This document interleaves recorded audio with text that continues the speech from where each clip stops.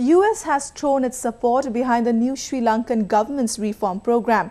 Washington has also expressed desire to work with Colombo to find constructive ways forward on all areas of interest between the two nations.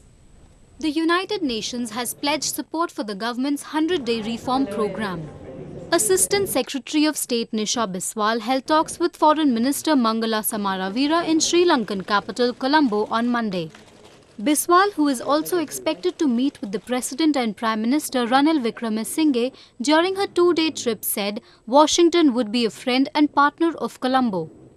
Sri Lanka can count on the United States to be a partner and a friend in the way forward.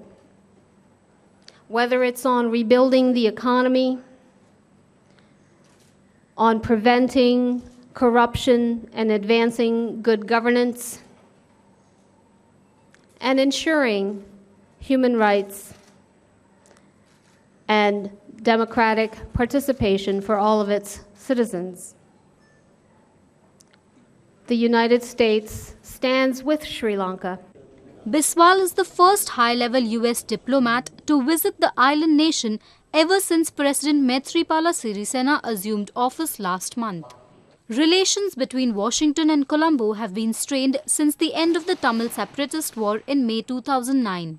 The US had pressed the then government of President Mahinda Rajapaksa to improve its human rights record and implement promised reconciliation programs to give minority Tamil safeguards. A resolution was moved at the Human Rights Commission in Geneva to set up an international inquiry into allegations of widespread human rights violations during the final phase of the war.